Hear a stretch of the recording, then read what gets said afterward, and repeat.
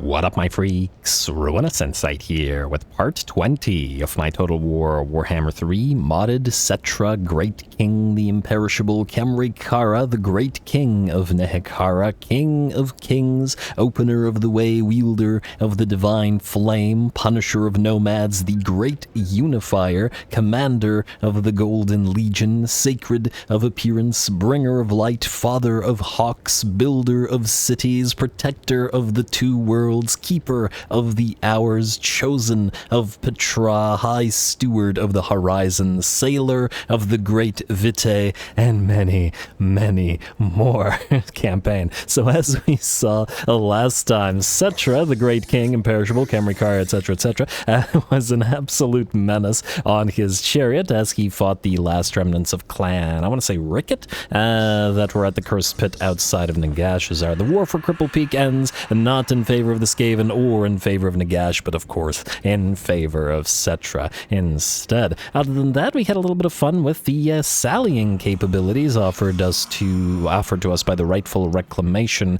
whatever these are called.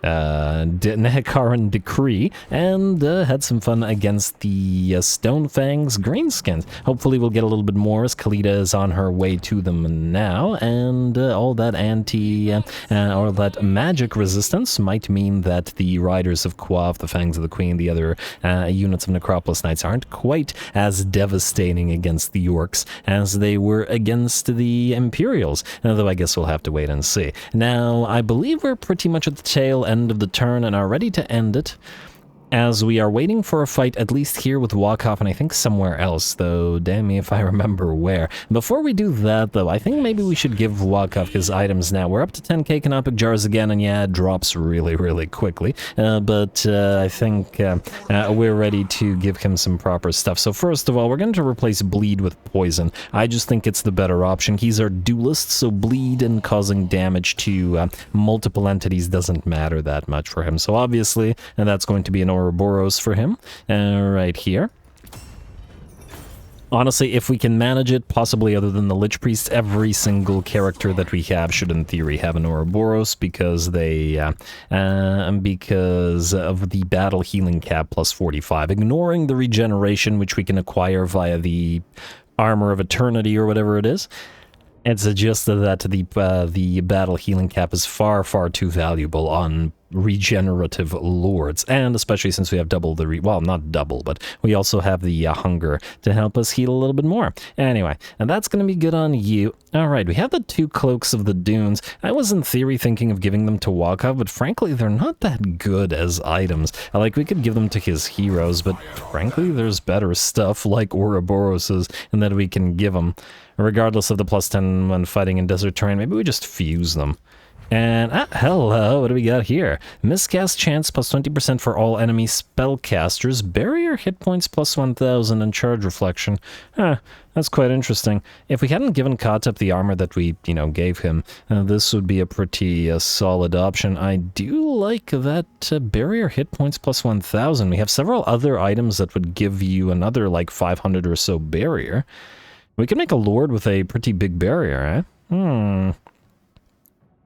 Certainly something to consider. Anyway, what else do we want to give Walkoff for his talisman and for his basic armor? Let's just take a quick gander at what options we have within the mortuary cult. So armor-wise, we have... I mean, it's basically between the Armor of Dawn and the Armor of Eternity, right? The Armor of Eternity offers us regen, which we already have, so discounting that, it gives us 15 armor, 5 ward save versus no ward save on the Armor of Dawn, surprisingly. However, this does give additional attacking capabilities at the cost of that. Funnily enough, it seems that Armor of Eternity is still better, because Walkoff already hits hard and has more melee attack and defense. Honestly, an Armor of Destiny would actually be better, but I don't think we've gotten a single one in this campaign so far. And the other item he's missing is a talisman. We could just at least temporarily... Wait, do we have any spare... you know what? We could give him the Gambler's armor for now, like so. 15 armor, 10 ward save without spending any canopic jars, and give him a Talisman of Endurance. A little bit more battle healing cap is actually fairly valuable. He's going to be pretty healy. Yeah. I'd like to give the Forbidden Rods to all of our mate. Well, actually, yeah, that's a question. Is it better to use the Forbidden Rods, or is it better to use the Vizier's Canopy, which allows us to summon the occasional unit of skeletons and possibly get one of those a Realm of Souls things going? That's a question. Also, while we're here, while we're doing that, maybe let's give the Carrion their 6, I guess, since we have 6 of them. Wait, yeah, assuming that we don't have a Herald here, because we have the Chariot Herald, that's in the other army. Alright, so we'll go for banners again, we'll do 6 Emblems of Withering, 3,000 of the jars, but, well, we gotta make the Carrion as effective as we possibly can, right? I like to get them into a few battles. Might even send them up to the Vampire Coast, see who dominates the seas. Though, funnily enough, this army would probably not be that effective against them because they could shoot down the Carrion or the boats. But nonetheless, I also wouldn't stay away from a particularly tough foe, so, you know. Alright, we'll give these to this guy later on, mostly because right now I think he's got the Toonfleet Taskmaster and stuff. Yeah, we'll hold on to that because it allows us to travel faster to, you know, somewhere. Anyway, I think that's good enough for now, so let's end the turn. I want to see the duel between Wakaf and the Chaos Lord of Khorne here, which is one of the other things that we wanted to have him be ready for, hence the additional items. The Lords of Khorne are always going to be toughies after all. Alright, skip, and end the turn.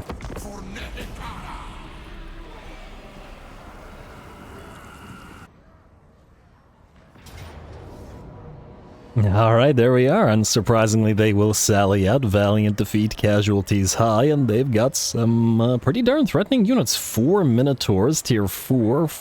We got a couple of Blood Crushers, tier 5. Wakaf's army is basically all tier 2. Well, okay, the Sepulchral Stalkers are tier 3, but we're tier 2 and 3 here. Tons and tons of Exalted Bloodletters, and they certainly out-tier us, and they outnumber us, but can they actually outgun us? Let's find out.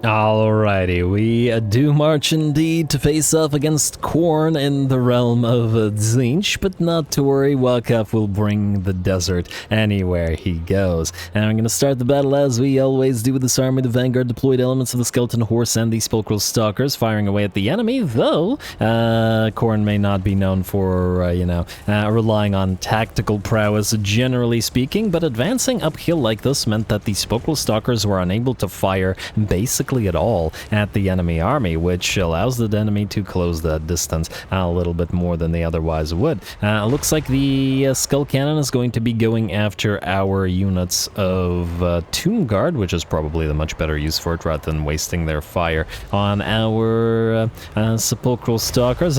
Maybe I spoke too soon, as they seem to have switched fire to them, and in fact, by the looks of it, have clipped a few of their own Exalted Bloodletters. Ooh, does look like the enemy runs in with a unit of Chaos Warhounds to sort of try to block our Sepulchral Stalkers from backing up, but Wakaf runs into the fray.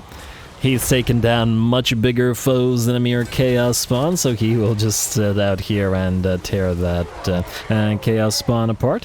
While the rest of the battle begins, the enemy Slaughter Brute will head directly towards our back lines, interestingly enough. Probably would have been better used to attempt an attack on our piles of Tomb Guard, make use of that splash damage that it has. Unfortunately, though, it's going to charge our Sepulchral Stalkers, or at least 3 of our Sepulchral Stalkers, and all of our Skeleton Horse Archers, which is a lot of range firepower to bring the thing down before it can achieve anything. That said, we have peeled away 2 of our Sepulchral Stalkers to join our main line, and the rest of our range units are just going to have to deal with a few of the other, not fragile, but elite enemy units, i.e. both of the enemy Tier 5 Blood Crushers will head towards these Stalkers. I am unsure whether the Stalkers can actually handle them in melee, so we'll do a little bit of damage, but then back off and kite them a little bit.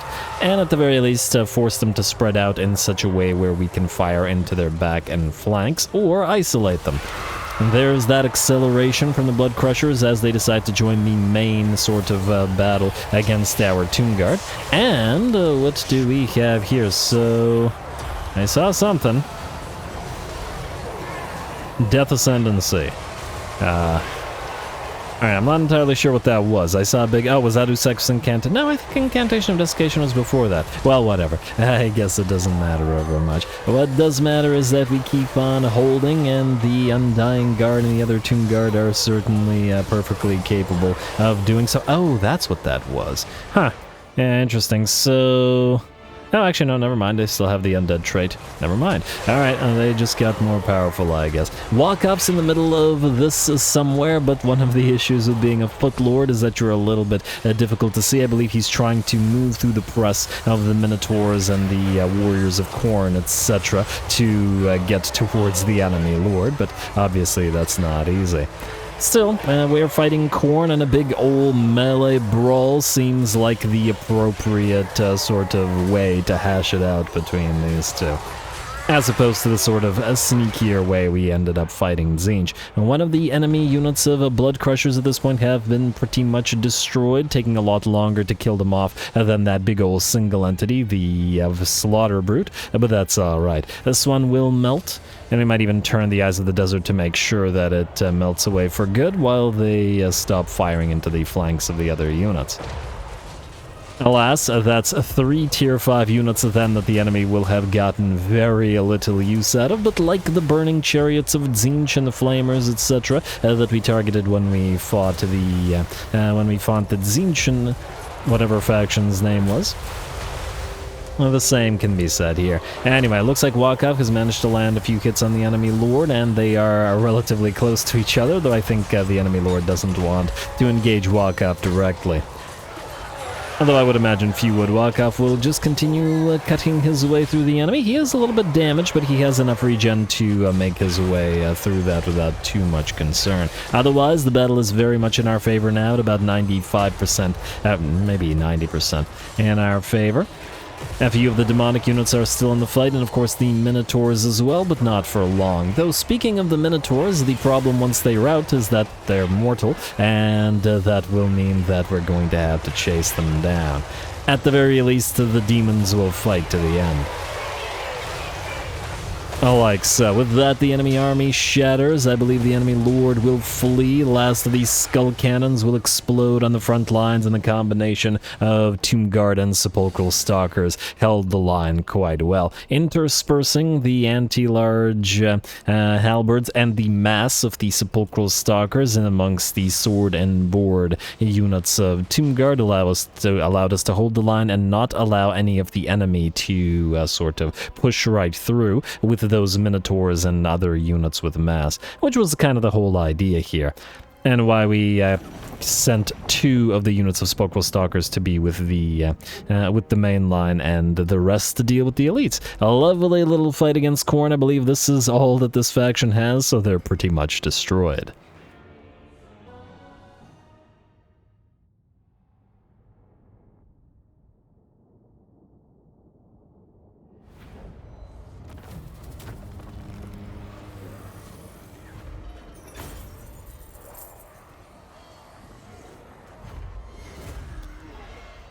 Alright, there we go. Got a relatively useless Crown of Command for us, but otherwise a very nice battle. Unfortunately, due to the nature of the enemy army composition, i.e. too many living units, we weren't quite able to chase them all down, so we won't be able to save the turn for a walkout, but all good. We'll tear the place down next turn anyway. Here, let's see how we did with 36k, just barely edging everybody else out. The Sepulchre Sentinels, appropriately named considering this is a Sepulchral Sentinel themed army. As for the namesakes themselves, the eponymous Sepulchral Stalkers, one of the unnamed ones, actually managed to carry the day over the others, with the Eyes of the Desert closely following. Lovely. As for the archers, the Skeleton Horse Archers, looks like the 2 named units, Walkoff's Hunters and Biting Sands, were just ahead of all of the other units. Lovely to see. Anyway, we are gonna, I guess, heal up. In theory, we shouldn't suffer attrition here, but you never know when a bug happens, so I'm just gonna make sure that we have full HP here.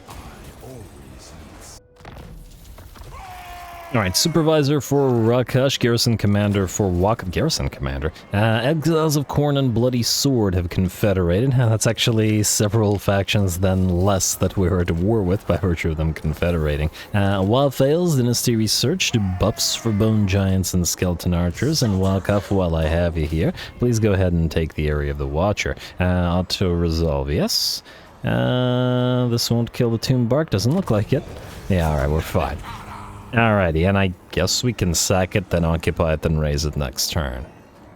Oh, actually, funnily enough, 50 canopic jars is worth more to us than 8.3 thousand gold at this point in time. I don't remember whether we still... What is this? Noticed.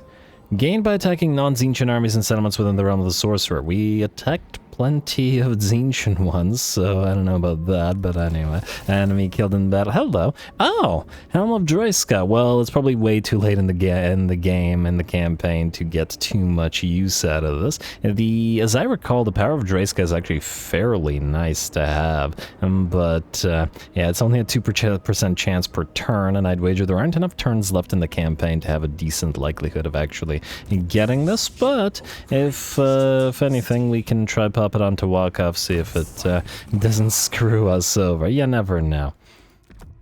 Alright, you can have the Helm of Droiska. I mean, in theory, we would also potentially want to put it on Settra, but Settra is already effectively invincible, so I think he cares about it the least right now. So we'll start with Walkov. Well, the Unbreakable is interesting as well. The immunity, funnily enough, immunity contact effects is something we already have on him thanks to that fight with Epidemius. But anyway, Area of the Watchers, Storm of Necromancy, we will... don't care about the collecting of the income, we're just going to delete the place next turn anyway, as soon as we leave, so yeah. Anyway, let's start from the top. Ooh, actually, we got a new tech to pick, and I think it's time to grab, let's say, Golden Armor. Leader's Command for all of our kings except Settra, which is a pretty solid ally buff. Melee defense, physical resistance, and armor to various units. Only for 30 seconds long, and it has a initial cooldown of 200 seconds, which is fairly long, but what can you do? Anyway, Settra, you have to slowly but surely get yourself out of this winding path to Cripple Peak. Meaning you're just going to travel in march stance, suffer a little bit of attrition as you go, but, you know, you'll be fine, I'm sure. Panet, are you able to reach any of these places? Just short of Hashishin's Lair and Oasis of the 1,000 Camels. Alright, fine, fair enough. We will go into ambush stance then. Get as close to the place as possible while you go look for landmarks as well as that army. We are certainly drawing close now. Alright, not seeing any more landmarks. I got excited by the prospect ever since we got that awesome Ushabti landmark. Just gotta make sure that we don't lose it. Wadi El Mutsil, I guess we can upgrade you. Go for the Charnel Plaza. Wait, we're not gonna be in this territory anymore, are we? Yeah, fine, go for the Mortuary House. In theory, we could push Zandri out of this territory, take all of this for ourselves, and then just leave them this territory so we don't kill them outright. Whoa, what is this? Scrag the Slaughterer is moving down here. Alright, Gobi Alan, you're going to go for the Desert Lookout, and I guess we'll delete the Mortuary House in favor of replacing it with a defensive structure. These guys aren't at war with each other either, are you? Any chance you'd be willing to fight with Scrag the Slaughterer right now? Disciples of... yeah. I mean, it's only 2.8k. Why not have them defend us before we promptly attack them? Well, Settra would consider it their duty anyway, so why the heck not? And then later on we can vassalize, hopefully. That's the current plan at any rate. Ooh, Wheelrat has approached to defend Karak Azul, and we have taken damage, attrition... Huh, why are you suffering so much attrition? The heck? Oh, you got me... oh, frickin' mutagenic energies, man. It's just a little bit concerning. If we suffer too much damage, we'll have to suffer... we guarantee have to suffer more attrition next turn. But I guess we'll besiege it anyway. Gotta live on the edge and all that. Let's level you up. No, barely anything in terms of levels. Have Trapped Soul, my friend, and then you have 2 points. What do we got here? Anything critical looking? What do you have again? So you have horse, you have asp, you have... Yeah, we could do arrows of SF to bump up the capabilities of the Screaming Skull and Caskets a little bit. We already have elite cavalrymen. We could go revered stonemasonry just for the Ushabti. +6/+6 is pretty solid as well.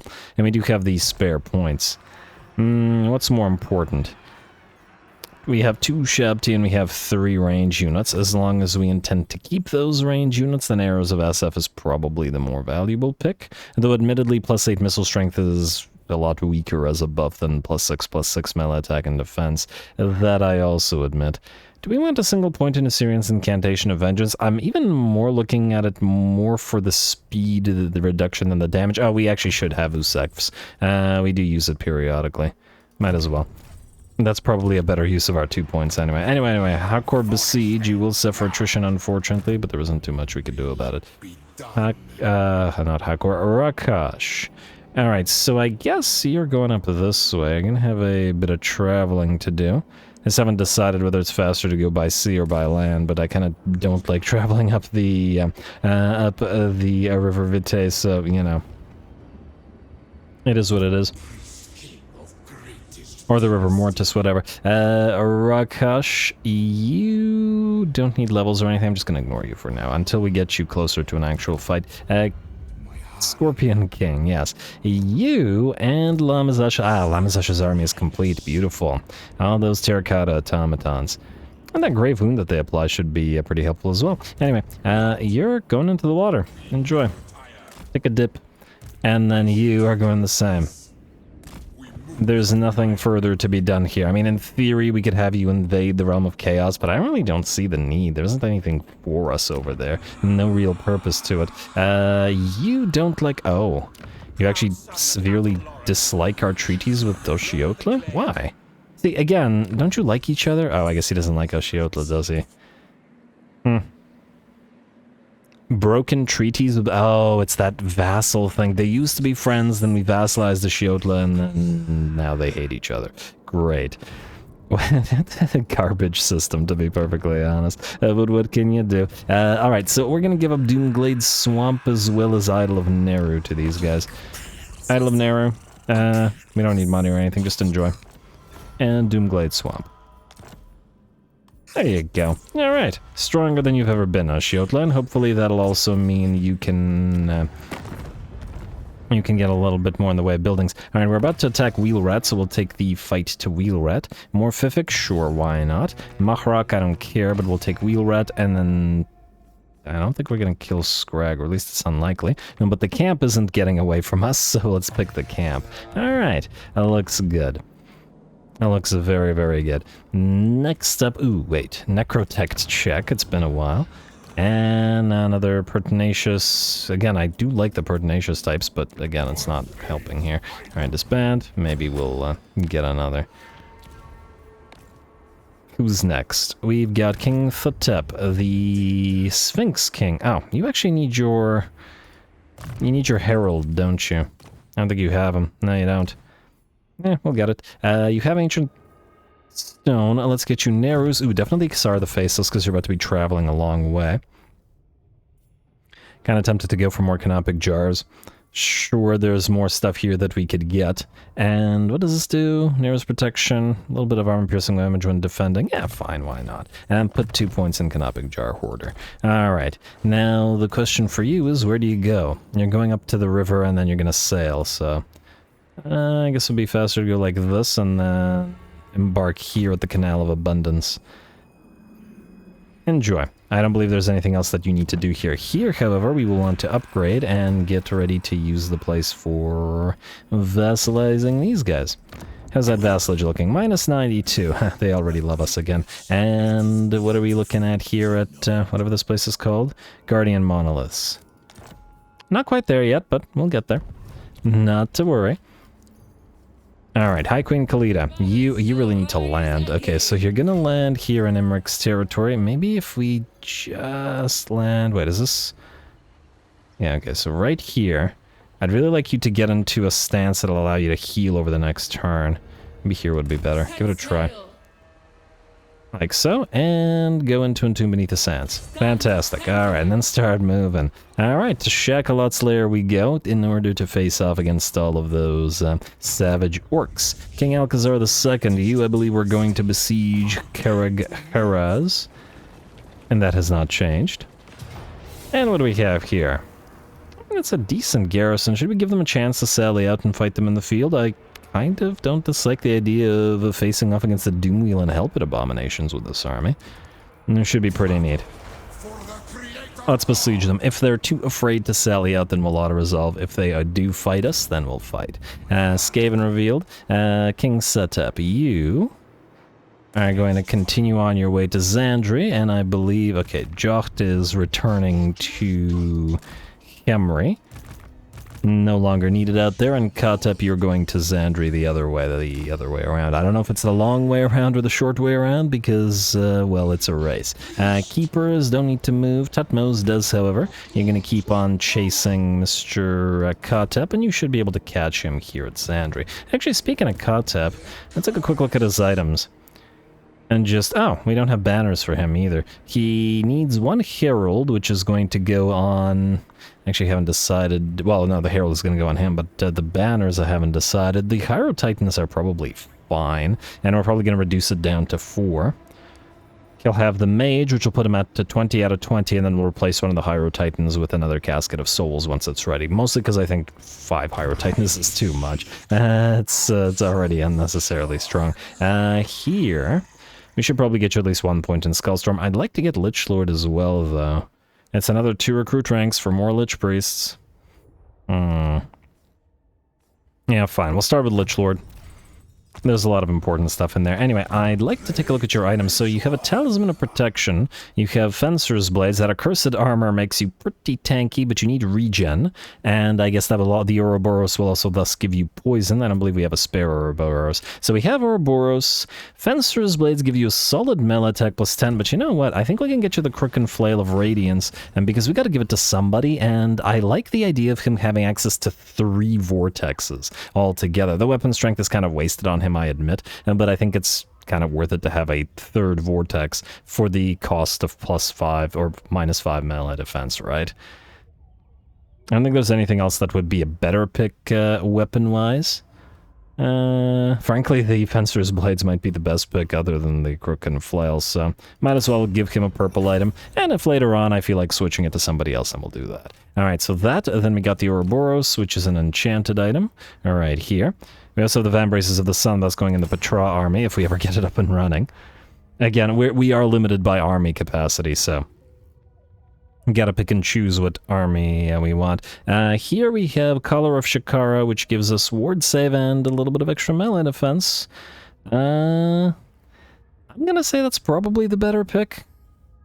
I'm wondering if that's actually better having this than a Talisman of Preservation, which gives 18% ward save. It's 8 ward save versus 5 melee defense in the barrier. And the tiny barrier is actually, even being a tiny barrier, not so bad.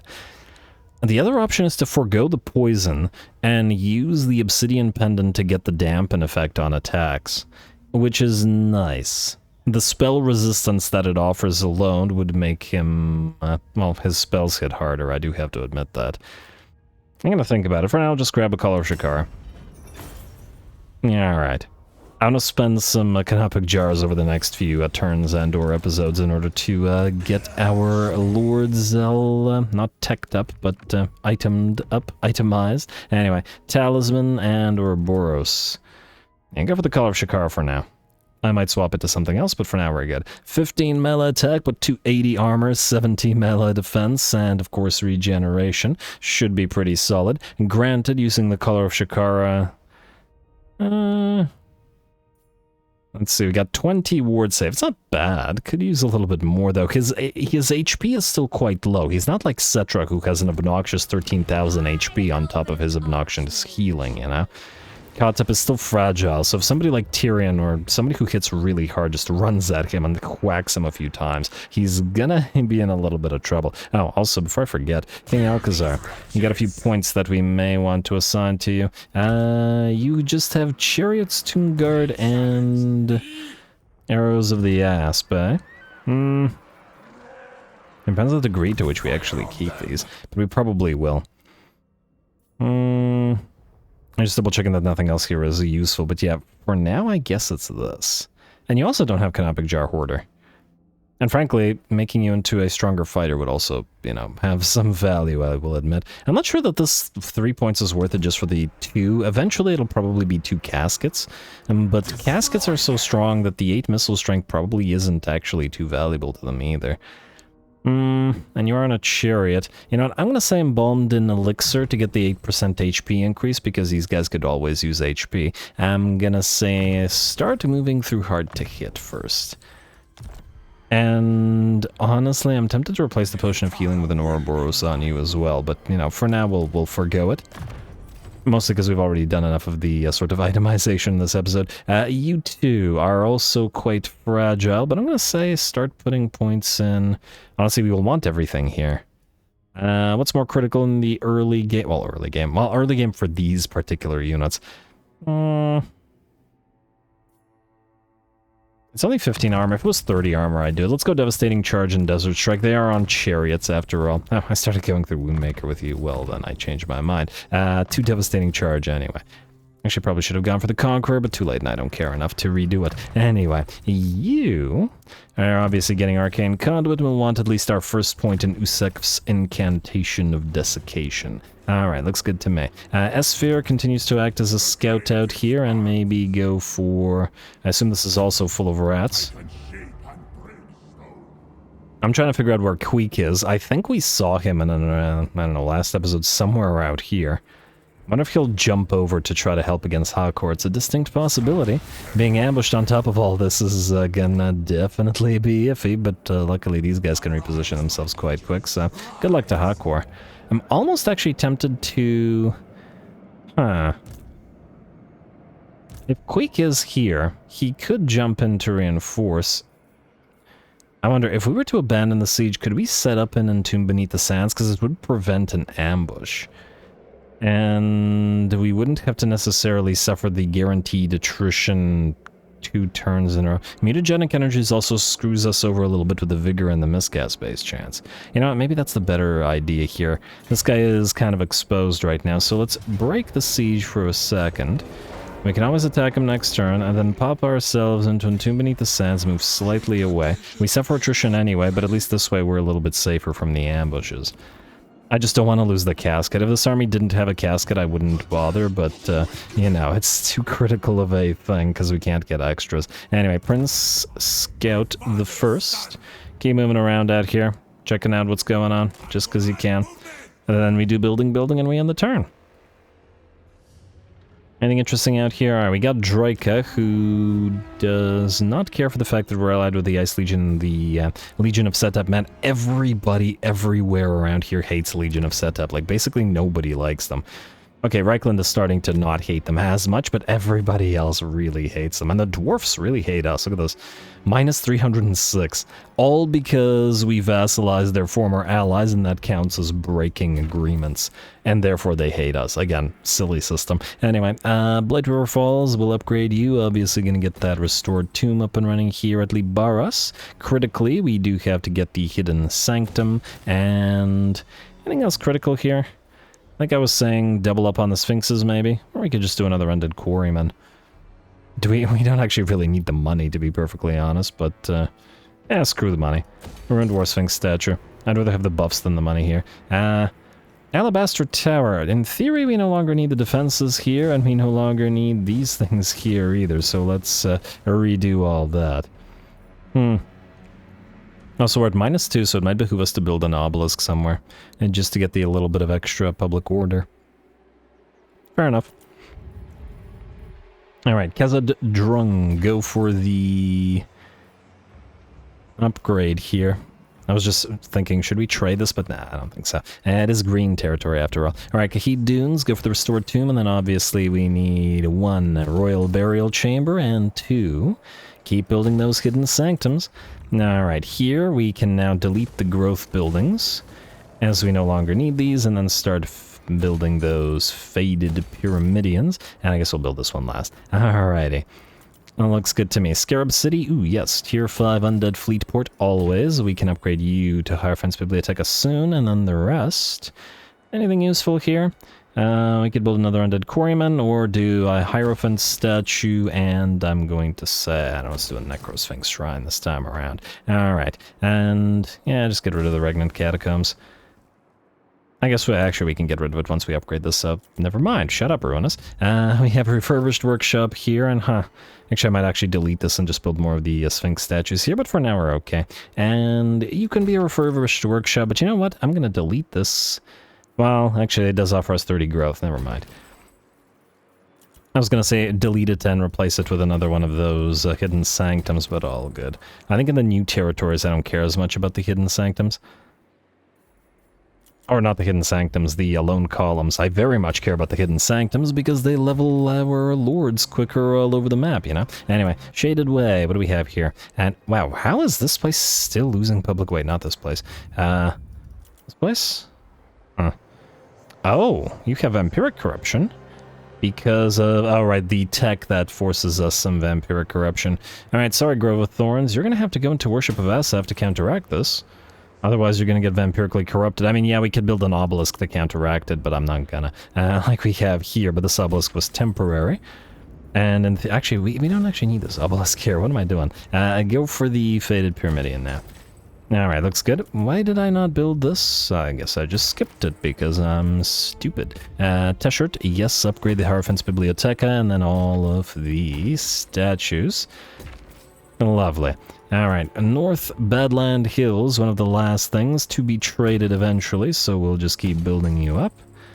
Raiders Dunes, yes to the Pyramidion, no to the growth structure, as we will replace it with Go Figure a Pyramidion. And the rest of this looks good. Scrag the Slaughter is still up there. Cripple Peak. What do we want here? Settra is in here for one last turn, so we will keep the Funerary District for now. And thus can build nothing further that is of particular use, and we'll also want to upgrade you, so yes, basically nothing. But we want to build defenses here and here. That hasn't changed. Yes. Alright, diplomacy check. I don't think we're going to need to bother. We did the mission check this particular turn, which means another skip, and commandment available. Oh, we don't care. Decorruptify it a little bit just because it's funny that we're decorrupting the realms of chaos. Anyway, end turn.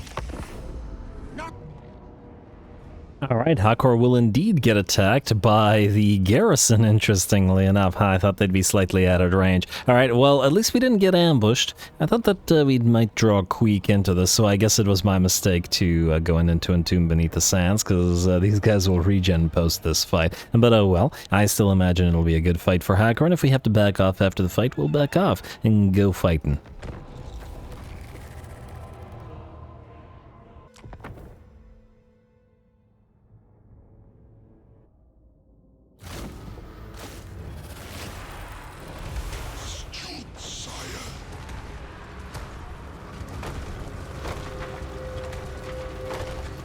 Alrighty, here we go. So we are in that stance, that Entomb Beneath the Sands stance, which does give us a major benefit. It puts our entire army into Vanguard deployment, which means while we wait to the enemy reinforcements for a full minute and 30 seconds from the start of the battle, and we have massive speed on all of our infantry who move at heavy cavalry speeds, we can close the distance with the first enemy army and try to wipe them out before the reinforcements arrive, which generally speaking with the slower Tomb King armies, which is, you know, most of them, not Kalida's, but okay, not Settra's. Well, Settra has the slow Tomb Guard elements. But anyway, not the most of our armies. This one can certainly take a major advantage of it. Here, the enemy Council Guards Storm Vermin face off against the Ushabti and some of the, by the looks of it, Blades of the First units of Settra's Legion, Hawk Legion. Our Necro Sphinx will head towards Wheel Rat himself, who's surprisingly named because he's not in a wheel. You'd think that'd be a name for a Warlock Engineer, but what can you do? Alrighty, well, a Brood Horror stands little to no chance of facing off against the Necrosphinx, and this first enemy army is pretty much overrun already. Our Storm Riders of Kassar, as well as the other units of the Nehekarn Horse, have completely overrun the enemy artillery, who barely managed to get off more than a shot or two. And these guys will continue racing around, dishing out the damage and cutting the enemy down. Fortunately, with few enough enemies left here to fight back, at least, where the artillery are, they're in no danger of getting ripped apart, since they are quite fragile. The Council Guard, of course, are unbreakable and will continue fighting to the last. And wow, those are some big rats.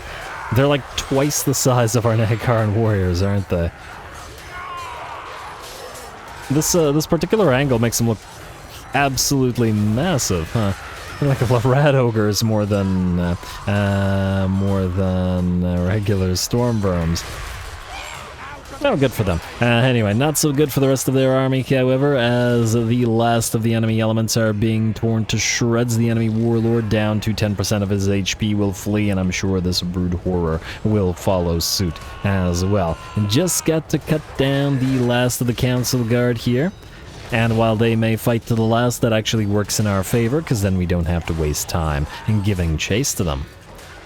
And there's the last rat. Well done to the blades of the first there. Otherwise, if you were wondering where our artillery is, they're nestled in this crook of the mountains here, as we have the Golden Host of Mahrak, our tankiest and slowest unit, protecting them and getting ready for the arrival of the enemy reinforcements. Speaking of the enemy reinforcements, we're going to hold them off a teensy bit, popping off a Skullstorm right at the front of their column. So I'm going to hit too many, maybe a little bit of damage to one of the units of Plague Monks. Now this, I believe, unit of Night Runners is actually from the first army as it fled, but the reasoning here was that the enemy wouldn't advance directly into the vortex, which would allow us to clean up the remnants of the first army and then withdraw to where our artillery is, and getting ready for that second battle.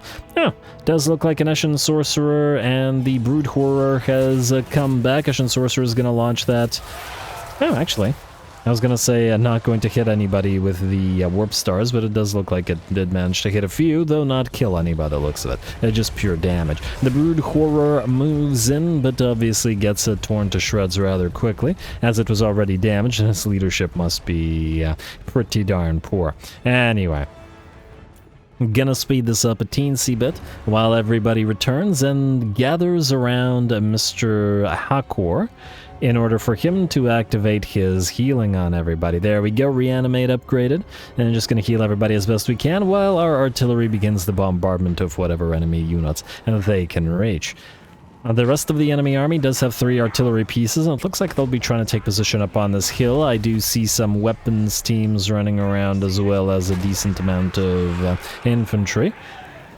But considering how we handled the first army, now that they're separated into 2, it should be considerably worse for them. A second Skullstorm comes down on the rats, this time in the midst of 2 or 3 of their units, and pretty much cripples the 2, forcing them to rout. And hopefully will either clip or just annoy another of the enemy units. We've switched our skull, I wanted to say cannons, but no, our Screaming Skull catapults to fire upon the enemy Death Globes and Poison Winds, while the rest of our army has now blocked off the blocked off the path towards the enemy. Or towards our artillery, which, well, was the enemy's. You know what I mean. Anyway, time to send our troops down, kill that cast from the enemy. The Pestilent Breath sort of gave us a bit of a kick in the teeth, and our units will now start marching forward. We were waiting for the Poison Winds and the Death Globes to be out, and it looks like they're routing as well, so that's what we've got. Now it's time for the units of Nehekara warriors to lay into the enemy once more, with a little bit of help from that Necrosphinx and those Ushapti.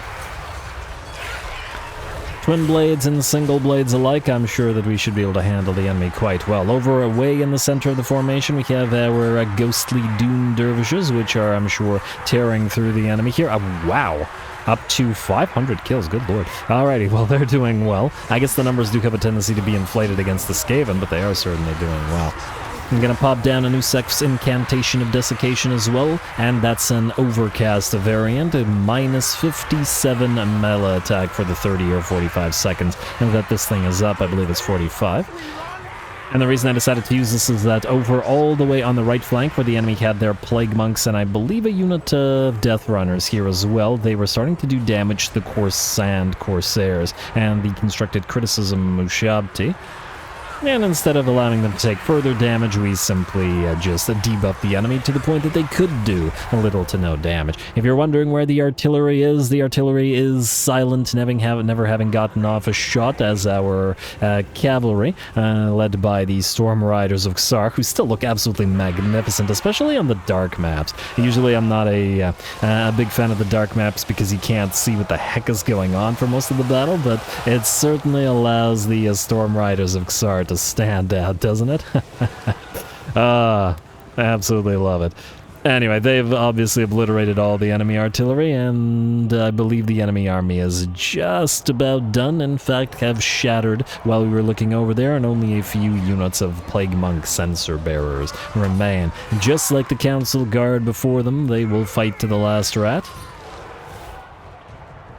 Though it makes no difference to us. There we go. With that, the rat hordes are destroyed, and I gotta give it up to Hakor. That was very well executed, sir.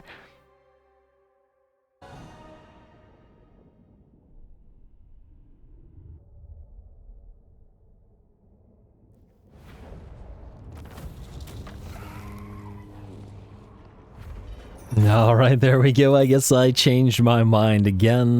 The Entomb Beneath the Sands was the right move after all, in big part because the fact that we could Vanguard deploy really helped us out in terms of destroying the first army before the reinforcing army was able to arrive. And, well, that Vanguard deployment combined with the insane speed that we got on the Hawk Legion of Settra. Now, for the Hawk Legion, by a fairly wide margin, it's the Lizard Liquidators, who liquidate the rats just as easily. We should just send them to Lustria and just win the Lustria Bowl for everybody. For the Twin Blades, it's the Dead Ark Corsairs, but by a huge, insane margin, 757 kills, 66,000 damage on the Dune Dervishes here. I have no idea how this happened, because they've got like 5 to 7 times as many kills as everybody else does, and they were right in the center of the line, which would mean that they probably faced off against some of the more dangerous foes and that the enemy would have had here, but absolutely amazing job for these guys. And also no slouches on the Skullstorm Racers and Khemri Derby champions, both helping out immensely by chasing down enemy weapons crews and artilleries, and of course the Storm Riders are a big help there as well. Lovely work from everybody in the army. And ooh, Shabti at 18.6k, just slightly Wardens of Jet winning out against the Constructed Criticism in terms of damage dealt, but almost twice as much gold value. So these guys were facing off against, I don't know, probably Rat Ogres, something fairly costly and threatening. We're gonna bind souls. We have no choice in the matter, as we'll suffer attrition anyway. But what the heck is this? What the heck is this gigantic pile of warp grinders? That's hilarious. It is an ambush, which is pretty rare, but this is just stupid. Although it's a lot of warp quakes, there's potential damage. We certainly wouldn't be able to use the Dune Surfers to just obliterate them, but I don't know. I feel like the Ushabti with great bows would just obliterate everything else without too much trouble. We could just stay back and kill them all with range. On the other hand, this is kind of an interesting enough army composition, and the fact that it's an ambush, which is rare, that I kind of want to play this. I know it's low casualties and decisive victory, but who knows? I mean, piles of warp grinders. Who'd have thunk it? Let's give it a try.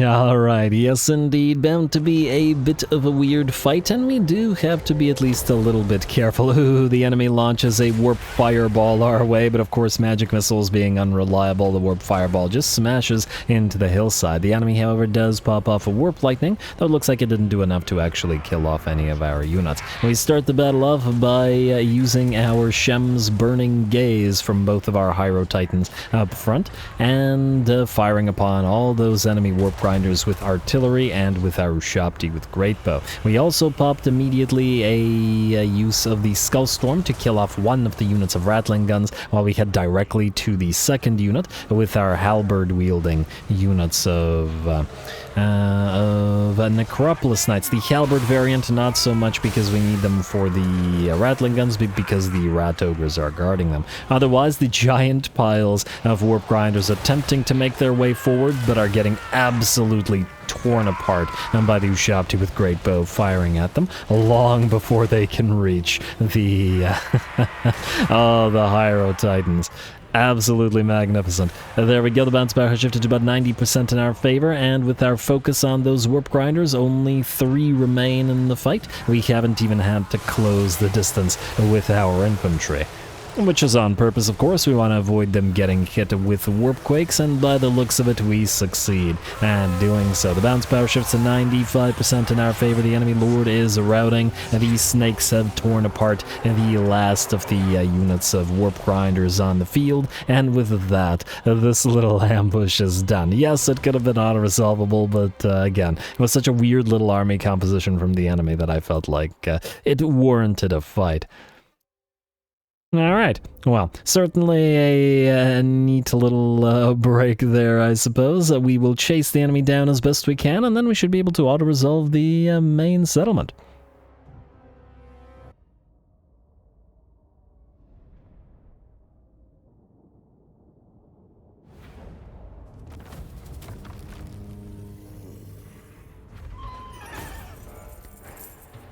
Alrighty, there we go. A weird little army from the enemy, but I just couldn't help myself. I just really wanted to fight this one. Thought it was pretty entertaining. We have no need to take... Honestly, we don't really need any of this. I guess Endless March for the speed? Sure, why not? Yeah, they got obliterated.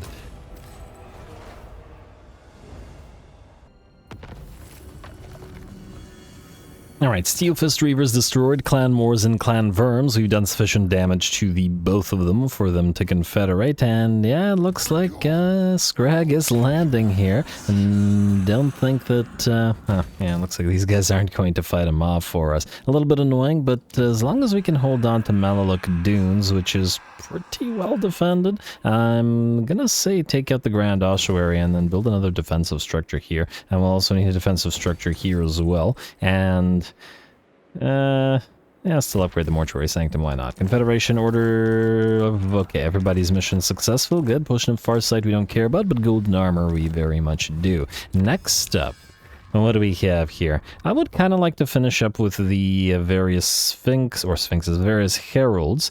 Let's go... Well, the Herald of Mahrak isn't as needed as yet, at least until Katep arrives with his Tomb Guard and the Hyro Titans. Herald of the Sphinx is traveling as well, and Herald of Khemri we haven't built the army for yet, so... Okay, there's a reason I left those and didn't do them. Alright, fine, fair enough. Let's just keep moving through these then. I do like the cooldown to Spirit Leech for the Hyro Titans, but again, well, not super critical. Anything here that would be a nice buff to us right now? More buffs for Necropolis Knights, because they clearly need them. More buffs for Hyro Titans, because they clearly need them. You know what, let's buff up those Carrion, why not? Yeah, I mean, we're gonna go through all of them anyway, so yeah, buff everybody. Everybody buff everybody. You, March Stance, Settra. I guess we're going over here, and if they attempt to ambush us, well, I wish them luck. You, King Alcazar, yeah, so they didn't sally out, so I think we're just going to auto-resolve this. If they're too cowardly to fight it, I'd rather not wait out while we bombard the enemy settlement into submission, since they're unwilling to fight us in the field, and frankly, the AI has a greater chance of actually damaging us and winning the fight in the field than it does in a siege battle, which they're pretty terrible at. Occupy. Alright, and occupy just for ourselves, by which I mean to trade to the elves, because I think we've reached the edges of the border, and I don't want to hold all of these yellow territories. We're good. Alrighty. Hakor. I see Wheelrat has retreated. Poor little Wheelrat. I love the name. Anyway, you. Yeah, these guys can travel super far, like insanely far. It's quite interesting. I thought there was a limitation on the distance that the lords can travel, but there might not be one on the heroes, because they clearly programmed the Patraz Necrotechs to do this. And while they are still useless in terms of their ability to colonize past the early game, what they are not useless for is acting as scouts. I should have, I guess, sent one of those as a scout instead of Prince Scout to, you know, scout early. Anyway, Panat, you need to head to the book, but for now, let's take this location real quick. Alrighty, and obviously auto-resolve it. Lovely. And Clan Scully destroyed. Ooh, one less war we're fighting, I guess. Storm of Necromancy in it always. And, I mean, I guess we'll start with the obelisk and the growth building, and then we'll change that up later. You, let's see what's going on out here. Okay, so we've got a lot of defenders here, and... Okay, so no landmarks, but we've got the book guy. Ooh, Arachnaroks. Ooh, Savage Orcs, and... Beastmen. That's an interesting combination. We don't really have a lot of magical damage in this army either. Alright, well that means it'll probably be tough, because those are high-level Savage Orcs, and, well, without magical damage to rely upon, it's certainly an issue. Anyway, Hakor, take Karak Azul now, and auto-resolve it. Insane amount of damage, what can you do? You did a great job fighting that fight. And then on collect the income, we'll just trade it. I don't think we actually want anything for it, but, you know. Oh, and we've actually... we've reached the area where the map starts painting... starts painting our colors in again. But I kind of like the fact that our entire faction looks just like the desert without the color scheme. So yeah, our borders end where the map painting actually begins. Why not? Alright, Wakaf, you... I saw a rating... Oh, cute. Go kill this idiot. And then abandon his former territory. Auto-resolve. Our poor Tomb Guard. Go Endless March. Healing would be useful. Oh, really? Really, man? Okay. Go attack him again, I guess. Or is it going to prevent us from healing? Oh, I'm sure we'll be fine either way. Alright, kill this. And we will... Let's see, can we go into... Yes, we can. Go into Entomb Beneath the Sands and heal to full. Alright. Do we return to Portal of Twilight for a little while, or do we proceed to just annoying some of the other Tzeentchian territories? I mean, we've made some ruins. We could make a few more ruins around it. Doesn't really matter over much. Huh.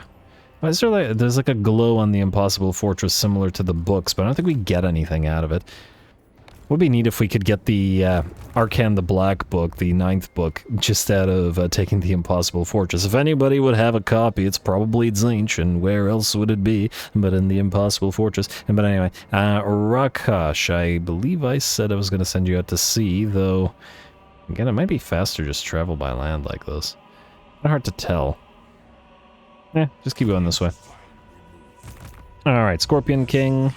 You've got ways to go. Maybe hug the coastline a little bit. And I guess we'll do the same thing with the Lamizash. Actually, you know what? The Lamizash, you might be... Okay, you're gonna take a lot of attrition doing this. Can you survive this? I don't know. It depends on how much attrition exactly you'll take. You know what? Go right to the edge of where you start suffering attrition, right here. I want to cross over and have him attack the... Dark Elves. That might be something fun for the Ushabti army to do. Especially now that they have the Terracotta Automatons. I want to get some fights out of them, if possible. We shall see. Anyway, foot up. You and the Sphinxes keep traveling, please. the Tep and the Sphinxes. Dibs on the band name if I hadn't called it already. Hi, Queen Khalida. You have arrived and are at full HP and enough to reach Shakalot's lair, which will... Hello. Got a little rebellion here. Oh, let me guess. If we attack it, it's going to severely damage the one Necrotect. Not severely, but it did still damage the Tomb Barks. Game. Why? Why you do this? It's looking like... Let me just see here. And it'll kill the Tomb Barks. Despite the fact that there's no need to fight this at all. Alright, yeah, we're gonna replace the Tomb Barks in this army. I love the idea. I don't love the fact that it's going to annoy us every time. Alright, we need the other banners of the Walat's Order to pop onto the other giants so that they can do their thing. Banners, where's Walat's Order? 1,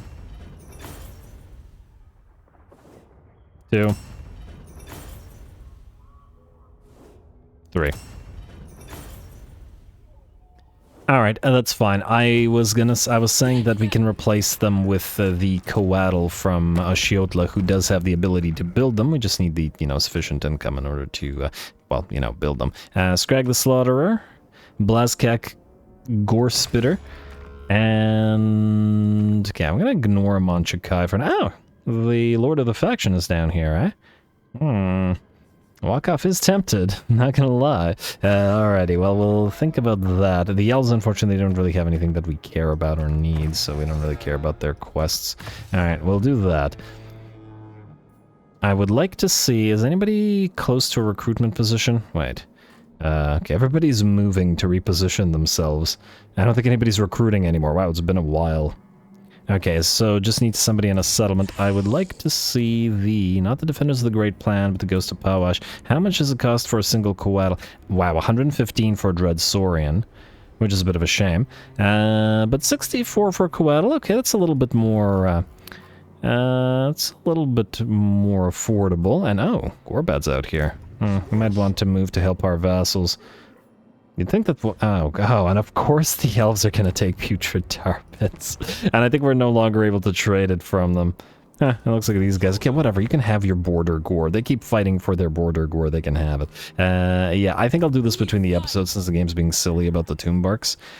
But I do think that, yeah, I'll remove the Tomb Barks as soon as we can in favor of those other units. Anyway, we will remove then the Banner of the Hidden Dead. We will pop in the other banners... Wait. Why did I get a bunch of other banners of Withering? Those had to be earmarked for somebody. Oh, it was for the Carrion. Okay, yeah. So these guys will now all have Stalk and Snipe to support the rest of the snake-heavy army. And since we can't have Medusa, flying snakes, Coatl will be, functional as well. I think. At least I hope. Anyway, you guys, still on the approach to Xandri, which is part of our long victory condition. Jocht, you are moving back to Khemri. Sahaket, you've completed the Guardians of the Alabaster Tower. Beautiful.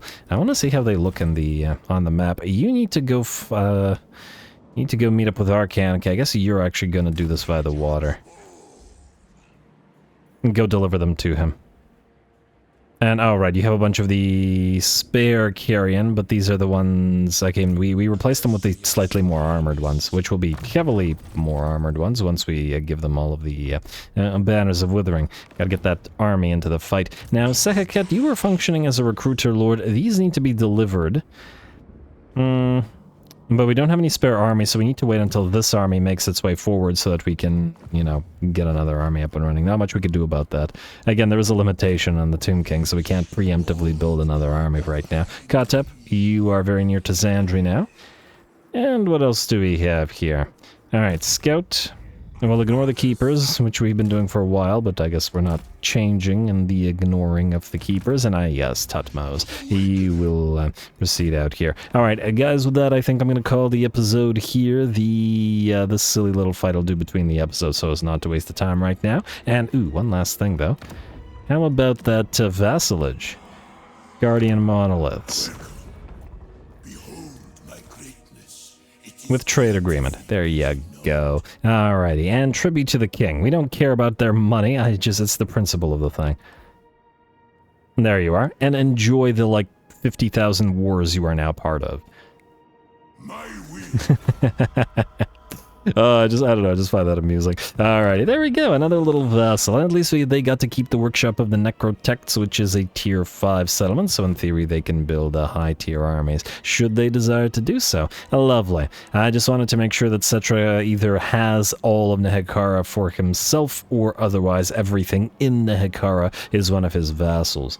We might need to turn upon these guys depending on how they feel about all of what we're doing. Anyway, like I said, I'm going to call it here. I'll deal with the stupid little Khalida battle between the episodes, and next time we'll go and find her a proper fight out of some of these orcs somewhere. And even if they don't have one, we shall see, because we did just destroy 2 or 3 of their armies. We can always go up and fight Khorne, Arbal the Undefeated, and maybe even Grimgor, who has started. Yeah, looks like he's all the way up here. He's doing pretty good. I think it was a fairly high rank. Yeah, strength rank 17. All the Slaneshi are bugged, so they're... Oh, wow, Malice. Now, you're not bugged. You're just very strong. Oh, that's kind of impressive. All right. Well, Ushabti army, you're going to have a lot of fun. I might actually... considering his strength, it might actually behoove us to send both of these armies his way. We don't really care about him. It's just that he's right beside Imrik, and Imrik's about to be our vassal, so we might as well. Probably the thing to do. Anyway, I'm rambling. More Settra to come, so stay tuned. Don't forget to leave those likes and comments below, as once again they determine the length of the campaign. Remember that there's not just an engagement threshold, but a disengagement threshold, as at the point that the likes and comments drop low enough that it's bad for the channel to post, that's when I usually try to wrap the campaigns up. So just keep it in mind if you're enjoying this one. Anyway, all glory to the algorithm. And thanks for watching, and also listening to Settra's titles.